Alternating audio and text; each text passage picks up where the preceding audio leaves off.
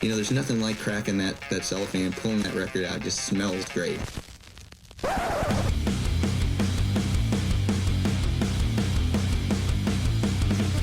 Welcome to BODS Mayhem Hour. Non-stop hardcore energy. I love the show, guys. You're awesome. Unlike any other. With your host, John the Bod, a.k.a.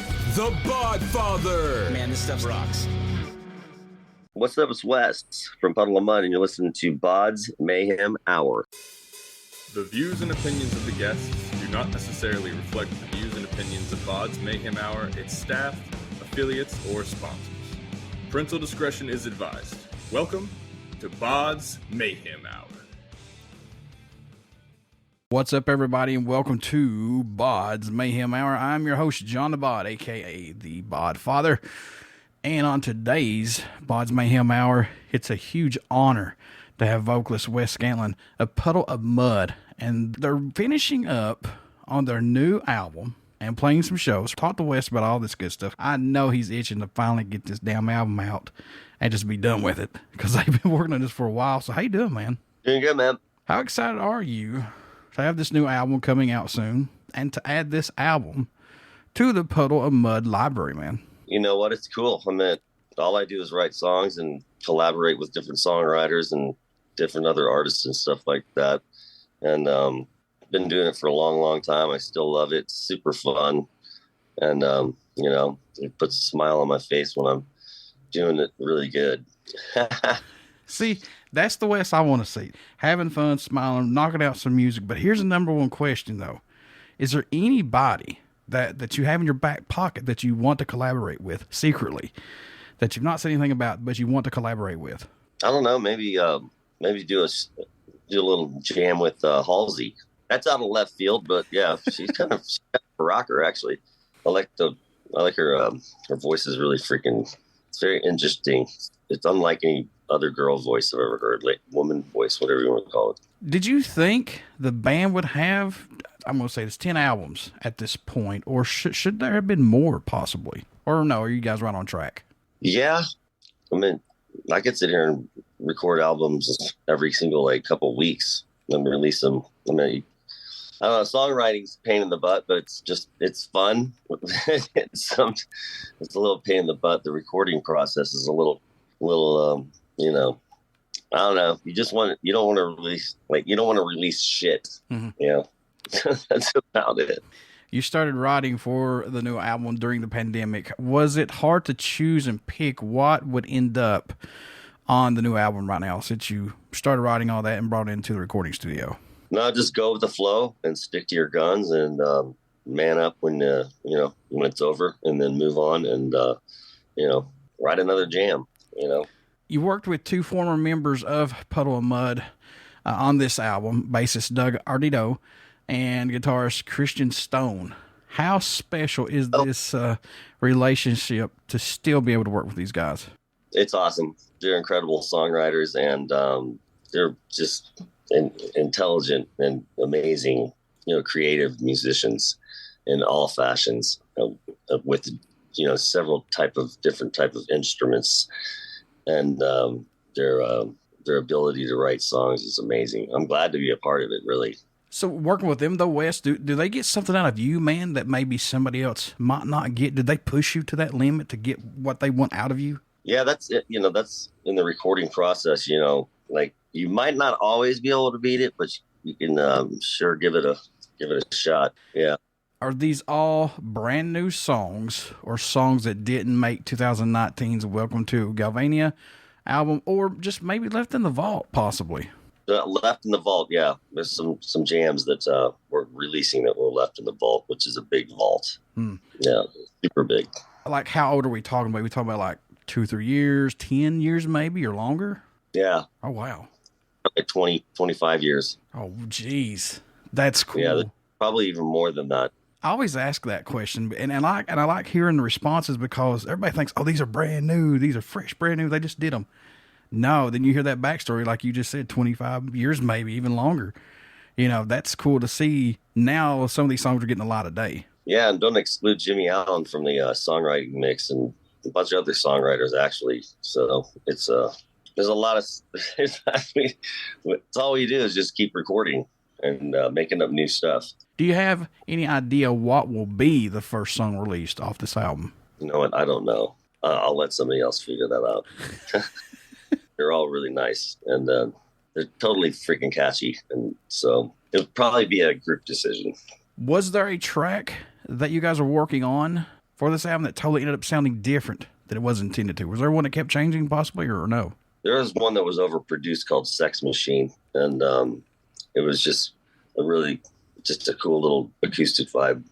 So I've actually recorded it, and the way I did it as opposed to the way the other people did it is way, way better the way I did it. But they did everything else great.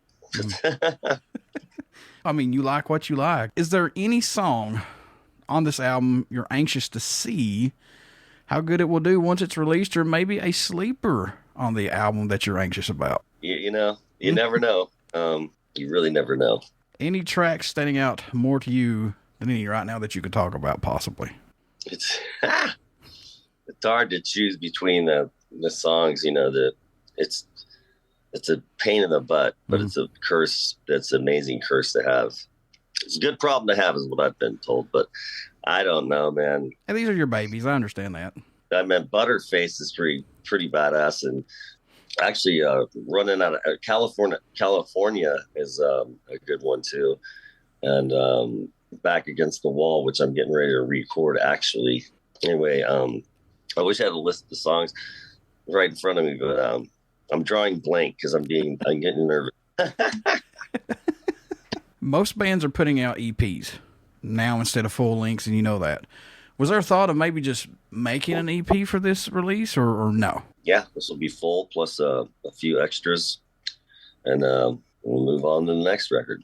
Do you think the band has hit its stride musically, or still scratching that surface? Are you still scratching that surface to add more things into the albums that people may not expect from you guys? No, I'm not really concerned. You know, I'm a songwriter, and you know, I work with other great songwriters, and that's what we do. And you know, I'll just keep doing it. We'll be writing for other people when we're like 90, if we even get. For you, has there been a song that, man, that's pushed you to your limit? That's like, I got to back away for a while, then come back to it.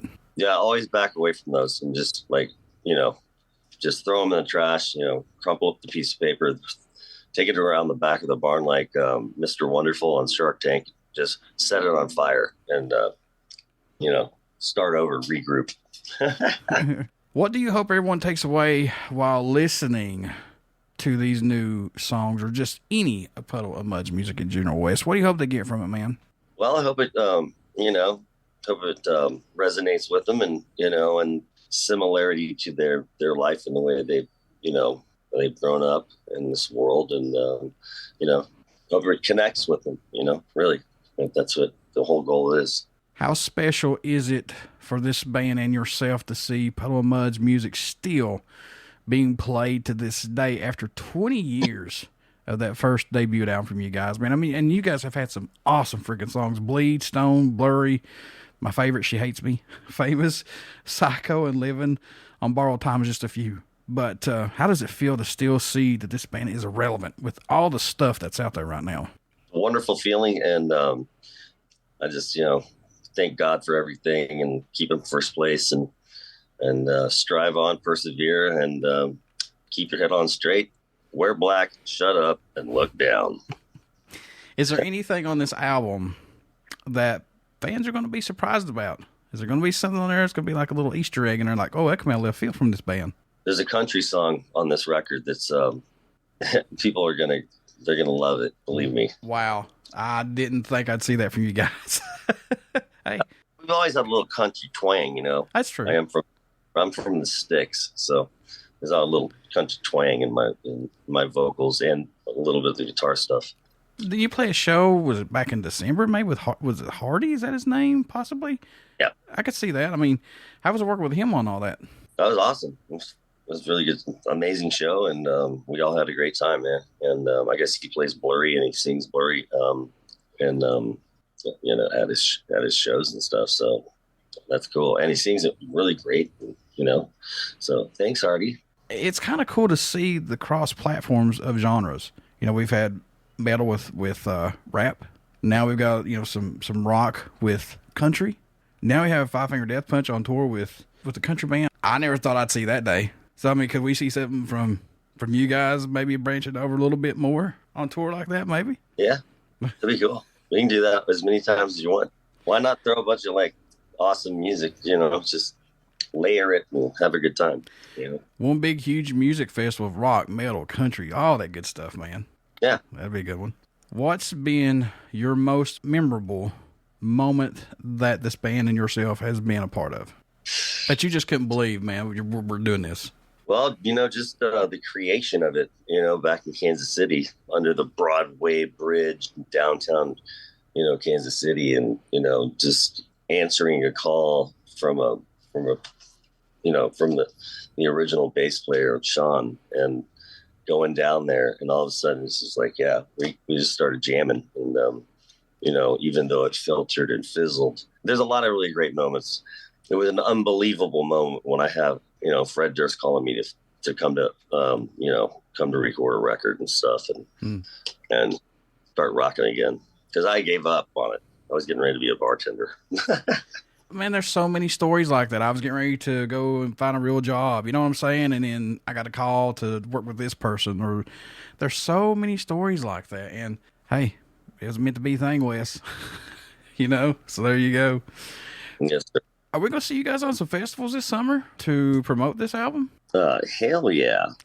Hey, before I let you go, good sir, how can people stay in touch with you guys, buy this album and everything like that? How can they do that? Through the internet, basically, or on puddleofmudd.com.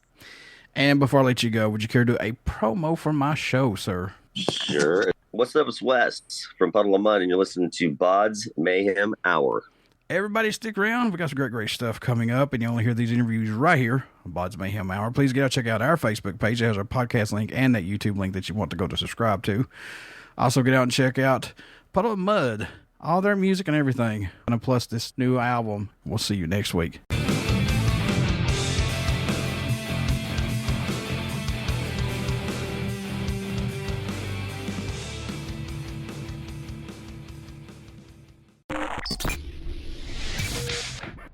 You're listening to BODS Mayhem Hour. Follow us on Facebook, Twitter, and Instagram.